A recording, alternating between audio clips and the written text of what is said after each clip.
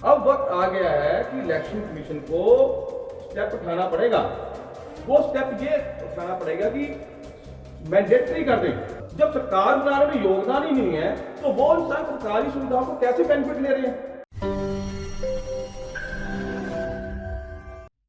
नमस्कार दोस्तों, मैं हूं राजेंद्र दत्त और आप देख रहे हैं अर्थ प्रकाश टीवी। दोस्तों, हरियाणा में निकाय चुनाव हुए हैं और इस बार निकाय चुनाव में जो वोट प्रतिशत है वो बहुत कम रहा है। क्या उसके कारण है? क्या उसके लिए लोगों में रुझान कम था? क्या उसके लिए कहीं निर्वाचन आयोग जो है वो जिम्मेवार रहा है? इन सब चीजों पर चर्चा करने के लिए मेरे साथ हैं डॉक्टर स्वास्तिक शर्मा, जो अर्थ प्रकाश के चीफ रिपोर्टर हैं। इसके अलावा वो पॉलिटिकल एनालाइजर भी हैं। आइए उनसे चर्चा करते हैं कि हरियाणा में इस बार निकाय चुनाव में वोट प्रतिशत कम रहने के क्या कारण है। डॉक्टर साहब, सबसे पहले तो आपका स्वागत है हमारे स्टूडियो में। नमस्कार जिंदर जी। नमस्कार जी। नमस्कार जी। डॉक्टर साहब, अभी हरियाणा में निकाय चुनाव हुए हैं 2 मार्च को।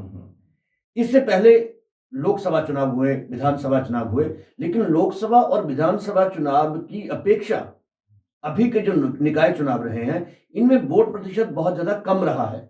इसके क्या कारण है? कौन इसके लिए जिम्मेवार है? देखिए जिंदर जी, इसके लिए जिम्मेदार अगर कहते हैं तो अवाम ही होती है जी। No doubt.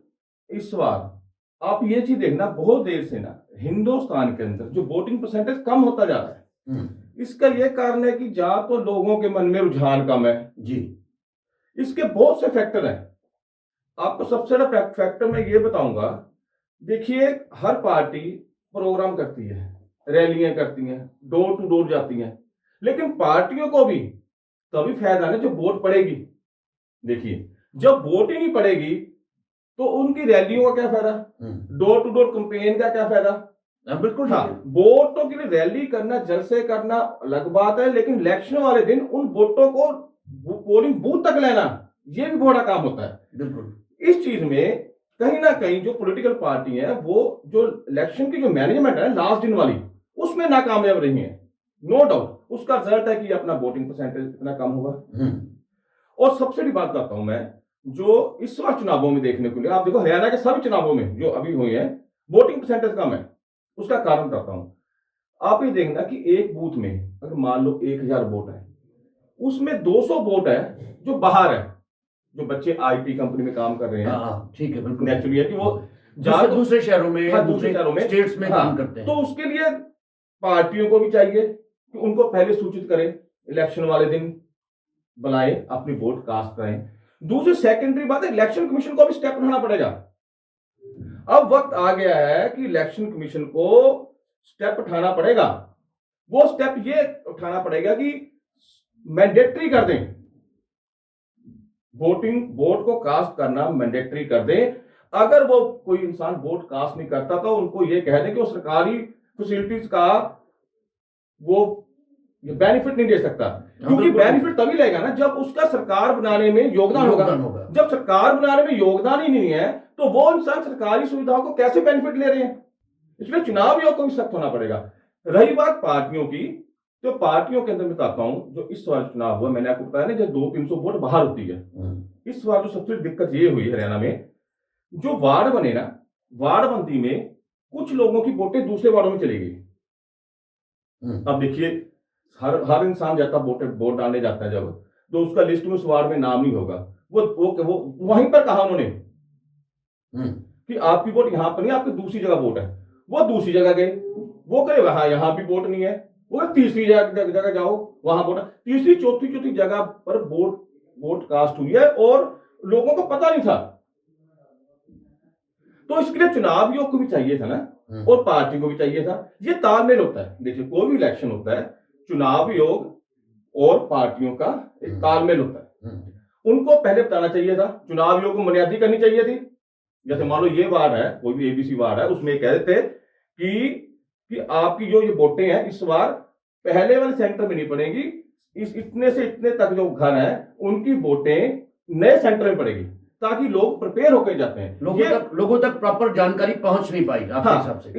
देखो, जानकारी पहुंच नहीं पाई तभी तो वोटिंग परसेंटेज कम है। आप ये देखिए ना, ये तो रिजल्ट स्पष्ट दिख रहा है। और इसके लिए जो वोटिंग परसेंटेज कम है, डेमोक्रेसी के अंदर किसी को अपनी जिम्मेदारी लेनी पड़ेगी।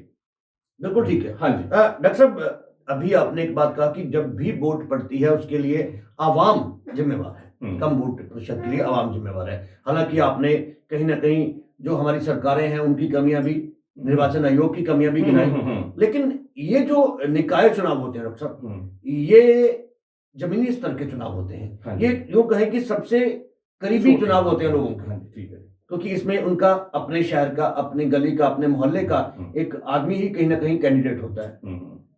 इसके बावजूद वोट प्रतिशत होना क्या ये चिंता का विषय नहीं है? देखिए, चिंता का विषय तो है, बहुत बड़ा चिंता का विषय है। हिंदुस्तान डेमोक्रेटिक देश है।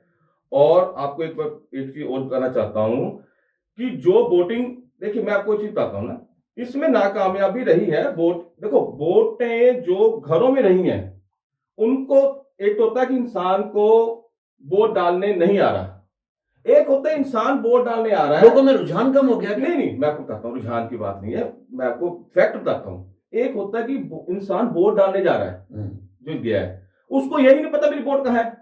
इसमें कसूर किसका है? जी बिल्कुल, कहीं ना कहीं इसमें कसूर किसका है? कहीं कसूर मानना पड़ेगा। हाँ, अगर वोटिंग परसेंटेज कम गई है तो कसूर मानना पड़ेगा, ऐसे नहीं होगा। आपने तो आवाम की बात की थी, तो मैंने तो उसी पे सवाल किया था। देखो जी, देखो, एक बात है, एक मतलब वोट पाने, अगर हम भी जाते हैं,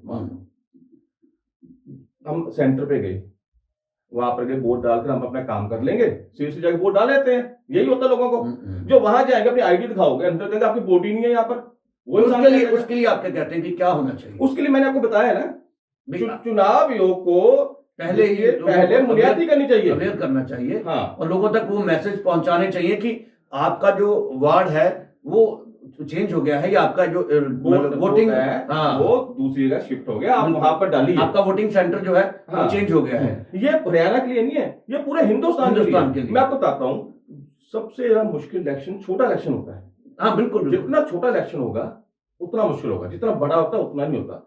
लेकिन ये जो एक मेथड होता है इलेक्शन को कंडक्ट करने का, वो कंडक्ट जो फार्मूला वो सभी इलेक्शनों में लागू होगा। अब चुनाव आयोग को मैंने बताया था ना कि मैंडेटरी करना चाहिए कि वोट कास्ट होनी चाहिए। आप दो सभी से सहमत होंगे? चलो, वोट परसेंटेज के लिए आप कहते हैं कहीं ना कहीं कुछ जिम्मेवारी आवाम की हो सकती है, कुछ निर्वाचन आयोग की हो सकती है, और कुछ पार्टियों की जिम्मेवारी होती है। अच्छा, अब हम आते हैं थोड़ा एग्जिट पोल की तरफ बात कर लेते हैं कि चुनाव हो चुके हैं और 8 मार्च को शायद 12 मार्च को इसके रिजल्ट आ जाएंगे। तो मुझे एक बात और बताइए डॉक्टर साहब, क्या इस बार जो निचले स्तर पर जो ट्रिपल इंजन की सरकार बनेगी या इंडिपेंडेंट और दूसरी पार्टियां जो है, क्योंकि कहीं ना कहीं इसमें जो लोगों से जुड़ा हुआ कैंडिडेट उनके साथ होता है, क्या लगता है? देखिए, मैं आपको बहुत एक बात बताना चाहता हूं, मेरा व्यक्तिगत एनालाइज है। डबल इंजन, ट्रिपल इंजन, इतने इंजन ना डाल देना कि डब्बे ही ना रहे पीछे। डब्बे तो आम है, बिल्कुल, अब डब्बे तो जोड़ो। पॉलिटिकल पार्टी इंजनों की बात कर रही है। एक्चुअली मैं वही बात सुनिए, हरियाणा में इंजन तो एक ही बहुत होता है, इंजन तो एक ही बहुत होता है, लेकिन पीछे डब्बे चाहिए, डब्बे जोड़े, ये इंजन जोड़ रहे हैं। इसी का नतीजा है कि वोटिंग परसेंटेज कम हुई है। डब्बे जोड़ते हैं ना, अगर ये आपको बताता हूं, जैसे मान लो कम वोटिंग परसेंटेज गई है, आप ये बताइए सबसे ज्यादा जो सेटबैक होगी ना, ये रूलिंग पार्टी को होती है। बिल्कुल ठीक है, क्योंकि जितनी वोटिंग परसेंट अप होनी थी ना, वो बीजेपी की वोट होनी थी, वो नहीं लेके जा सके। अब जो चुनाव है, मार्जिन कम होगा, नेचुरली मार्जिन कम होगा ना, तो उसमें कुछ भी हो सकता है, कुछ भी हो सकता है, क्योंकि मार्जिन कम हो गया ना। फिर भी क्या लगता है डॉक्टर साहब, ये चुनाव जो है ये किस ओर जा सकते हैं? कुछ एक हम देखिए, एक एग्जिट पोल है, यहाँ पे हम एनालाइज करते हैं चीजों को। आपका जो एनालाइज है वो आप किस तरह से कर रहे हैं कि आपको क्या लगता है कि कौन सी पार्टी जो है वो बढ़त की ओर आ सकती है? देखिए, ये चुनाव नेक टू नेक होंगे। अच्छा, उसका कारण ये है कि वोटिंग परसेंटेज कम गई है। अब जो पार्टी के बंदे वोट को आगे, जो चुनाव तो उसको मानेगा ना।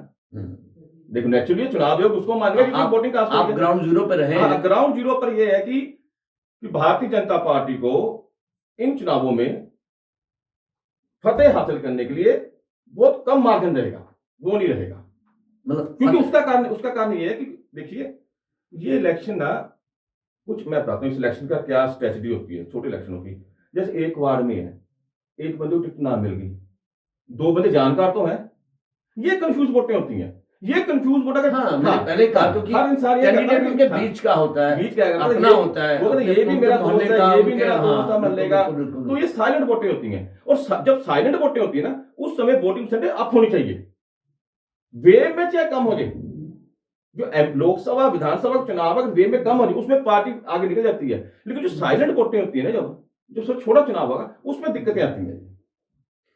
सो दोस्तों, हरियाणा में निकाय चुनाव हुए, इस बार वोट परसेंटेज बहुत कम रही। उसके लिए कौन जिम्मेवार है, अभी डॉक्टर साहब ने बताया कि कहीं ना कहीं निर्वाचन आयोग को या हमारी सरकारों को या पार्टियों को ये चाहिए कि जो लोग हैं, आम लोगों को बताएं कि उनके जो निर्वाचन क्षेत्र में जो उनके वोटिंग ये कहें कि सेंटर्स हैं, तो वोटिंग सेंटर्स उनके चेंज हो जाते हैं, वो या वार्ड्स चेंज हो जाते हैं, उससे उनको वोट डालने में दिक्कत आती है, जिस वजह से कहीं ना कहीं वोट परसेंटेज जो है वो कम हो जाती है।